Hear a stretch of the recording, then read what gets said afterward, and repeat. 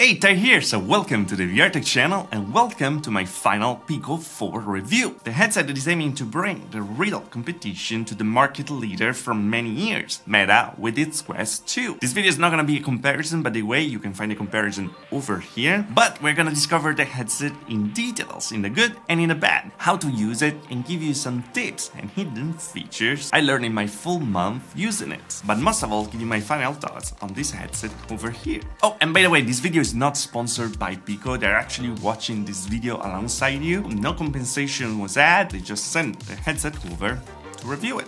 That's about it. But luckily, this video is sponsored by the Soundcore wireless VR earbuds. We gotta pay the bills. It actually came as a very nice and unexpected surprise that these earbuds are actually perfect for this video as well. Because the Soundcore VR P10 are the first made low latency true wireless gaming earbuds authorized by Meta to work perfectly with the Quest 2 and certified by me to work perfectly with the Pico 4. Well, if you ever tried to connect Bluetooth headphones to play your VR games, for sure you notice how much out of sync the audio usually is, making FPS games or beat games completely unplayable. Soundcore actually solved this with the Lightning Sync, a direct 2.4 GHz connection between your buds and the dongle, with a latency under 30 milliseconds. So that means that it will work on different devices as well. It's USB Type-C at the end of the day, so you can switch between devices like a Quest 2, PS4, 5, PC, the Switch, and the Pico 4, just plug it in and will work right away. Or you can get more dongles and switch through the app. Lazy you. Oh, my favorite thing is that they have power pass-through on the dongle, so you can keep recharging your headset while using them. Pretty neat. Using the app, you can even respond to calls while playing, and the game will just become the background sound with no interruptions. And about the sound quality, they're actually great. And they even come with 4 microphones for noise reduction. You'll keep seeing this in my videos, by the way, because, well, I'm actually actively using them. The Soundcore VR P10 are actually available right now for $99.99, and you can find it in the description below. And of course, thanks to Soundcore for sponsoring this video and of course the earbuds. Let's get back to the review. The Pico 4 is the next generation standalone headset from Pico running on the XR2 platform, bringing for the first time a new compact design to our VR headset, and that thanks to some new technologies packed in here. We covered the unboxing already, but in the box you're gonna find everything you need to bring this thing up to pace. The first setup is also a breeze, because here you don't need any phones, social account, or anything like that. You just put your headset on, follow some easy instructions, and you're golden. You can start downloading your games and play. It's that easy. But now that we have this thing on our head, let's start with the first part of this review. Let's talk about comfort. And spoiler alert, I've been using this headset as my main headset for around a month for a main reason. Comfortable. The headset is 586 grams, but the real thing is that it feels crazy light. That is thanks to the included arch strap with a 5300 mAh batteries on the back, so the weight will be distributed equally. It has a removable textile face cushion that is rather stiff and not the best material, I have to admit, but the good thing is that it doesn't actually press on your face that much, unless you squeeze your face in there too much with the dial on the back. I actually have to do it a bit to don't have light leakage on the side, so if you have a face that is larger than mine, well, you'll be luckier than me. By the way, let's remember that comfort is a really personal thing. Please, I'm trying to make a review. Please, please, please. I was saying, every person has a different face. And that's a good thing. So what might work for me might not work for you. I always suggest to look at different reviewers, look at their faces, and if someone has a face similar to yours, well, probably you're gonna have the same experience as that person. Back to the headset, it comes with a nice spacer, so if you wear glasses, you'll be fine and will not scratch the lenses. And the top strap is also removable, even if I don't recommend doing it. About the strap instead, you're not gonna be able to change it. That's because it's a central part of the system with the cables for the batteries that ensure 2.5 hours of battery life and my experience playing. They integrate the audio with speakers and the volume rocker on top. Now, another important thing about the comfort is the eye comfort. And here we have a motorized APD adjustment to match the lenses perfectly with the position of your eyes. The next one with this feature in the list is the Vario Aero, and that costs $3,000. I really don't feel worthy of it. The IPD goes from 62 to 72 millimeters, you can change it by software and the lenses will move by themselves. But little tip, if you agree to a warning message, you can actually get to 58 millimeters. But at the point, the lenses will be very, very close to your nose. just be aware of it. So about the comfort again, I think that they did an amazing job over here. We finally arrived to the stage where we don't have to feel like having a break on our head all the time. And that's not an easy thing. And so let's talk about the other amazing thing of this headset, the lenses and the visuals. These big lenses are what we're gonna see in the majority of all future headsets because they are that good. Here they bring a bigger FOV of around 105 degrees that actually feels much bigger thanks to the amazing edge-to-edge clarity, so the image is always in focus. Glaring and God rays are gone if you don't get any light from the outside, and everything is crystal clear, with the downside that the screen door effect becomes a bit more noticeable than on others 4K displays.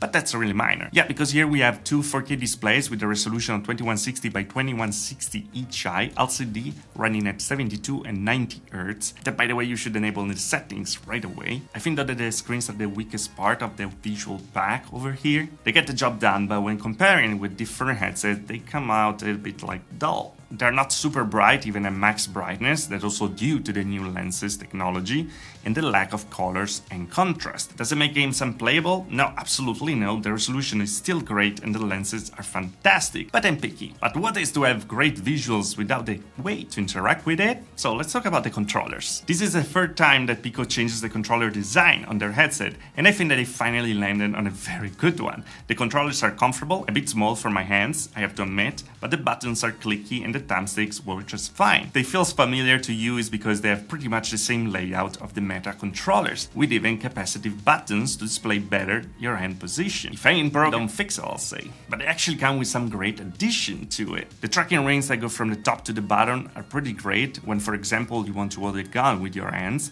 They never get in the way, and they added a new button to take screenshots and videos. You click once, you make a screenshot. I will actually love to see them change into a double tap because I made a lot of screenshots even when I didn't want to, because it's very close to the system button. Or you can hold it to start to record. And by the way, the recording with this thing is amazing. It's wide, good resolution, and even if it's not the smoothest, it really makes you want to share your experiences much more. Back to the controllers. They use two AA batteries each to have around 80 hours of battery life. It's long, and those are kept together in a small tray to ensure that you're never gonna get interruptions in energy if you move your hands too fast. Also, the haptics are surprisingly great. They feel heavy and full, something that I didn't experience yet in any other headset. So the controllers are great. I would just like to have some grip mods.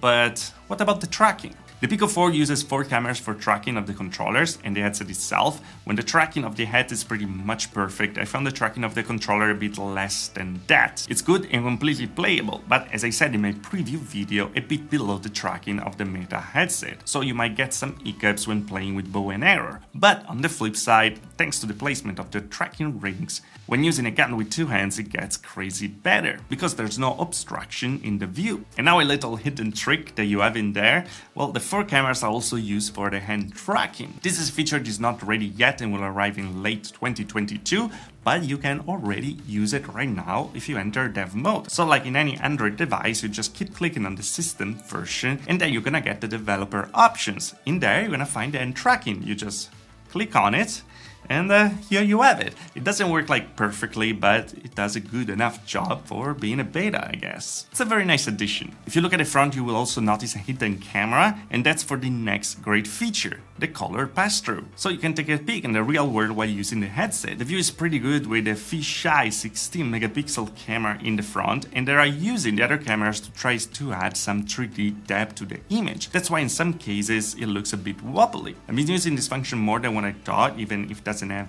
any mixed reality features right now, but the image is clear enough that if I want to check something outside, instead of taking off the headset, I just look through the pass-through.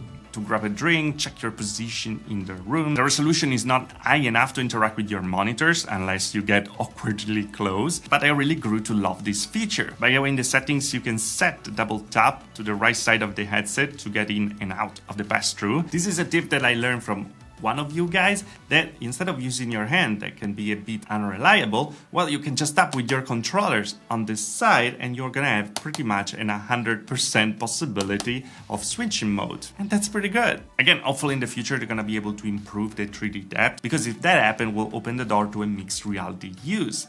But right now, unfortunately, I'm just dreaming about it. Now, before going into the software, I want to talk about the audio. Here where things actually get interesting, because we have the audio that's integrated with 2 speakers in the strap. It's pretty good, but of course you can't have much privacy with it, and the volume is a bit limited. The problem is that if you want to use a pair of headphones, well, you might be out of luck, because there's no headphone jack in here. You can connect headphones with the Bluetooth, but in most of the cases the latency is too high to actually play games. It might be okay with movies, but that's about it. By the way, Pico has a great movie application to watch also in a theater. It works pretty well, and with the contained weight of the headset, it's actually pretty enjoyable.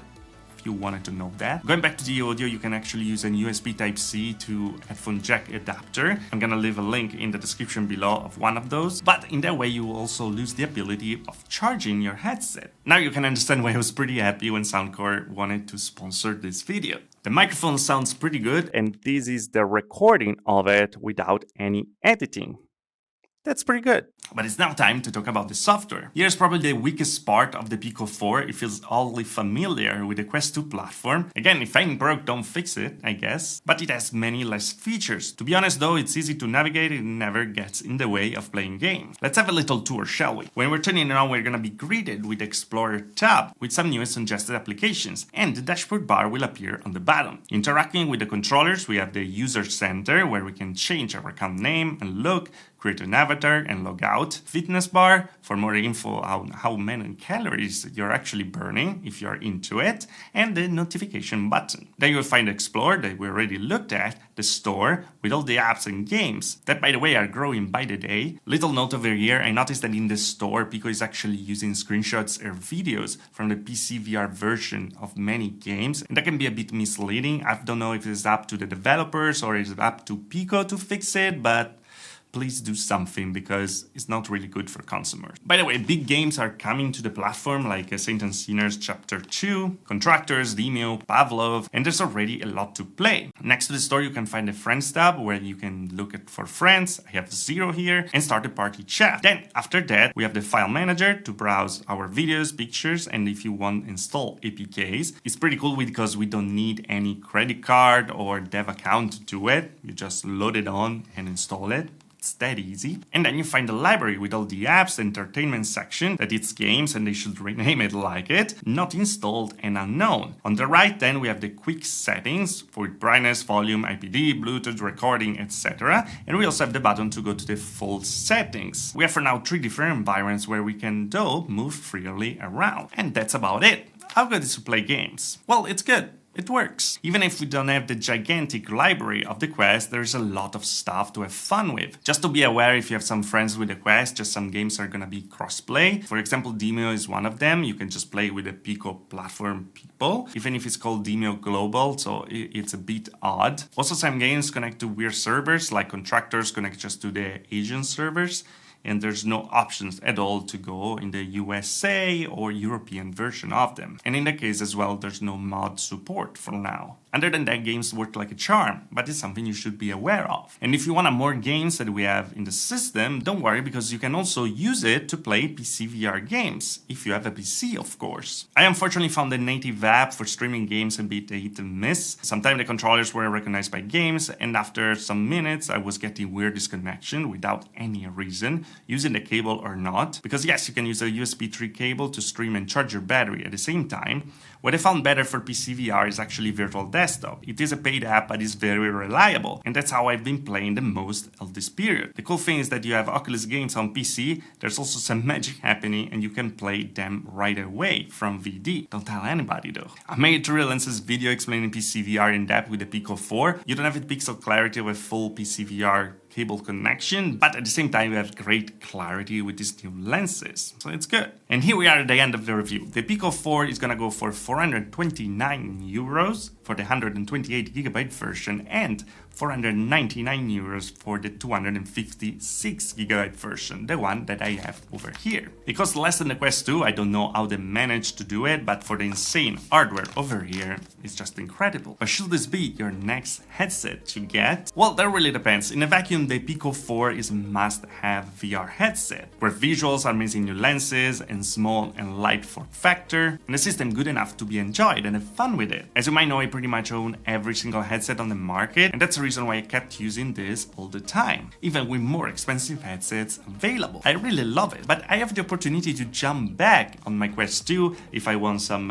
exclusive games, or to my G2 or the Index if we want a better resolution or more smoothness with the frame rate. Because at the end of the day, we don't live in a vacuum. Pico did an amazing job over here, and I finally feel ready to suggest it to people, even new to VR, but I find myself having to ask them if they have friends with a Quest, or if they have bought games in other platforms, because in that case, you're just gonna lose them. Meta created in the years a very strong platform.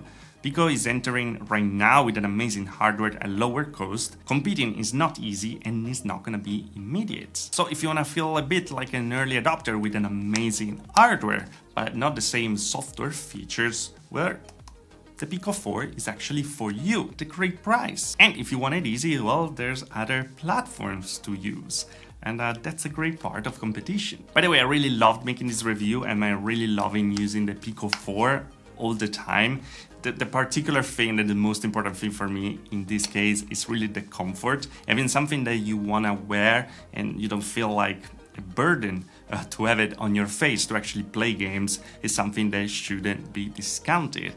It's that good, and that's why it's my main headset from around a month. And that's about it. If you make a headset that people want to wear, well, that's where you win. And Pico did an amazing job over here. But here you have it, guys. This was my review of the Pico 4. I hope you enjoyed it. And if you are interested in that, well, you're gonna find the link in the description below, of course. Anyway, guys, as always, if you liked the video, like. If you didn't like the video, dislike. Subscribe to the channel for more VR tech. If you really love the channel, join button there. A little down further, also the Patreon. Thanks for all the Patreon and join the channel, of course. And I see you guys in the next video. Thanks for watching.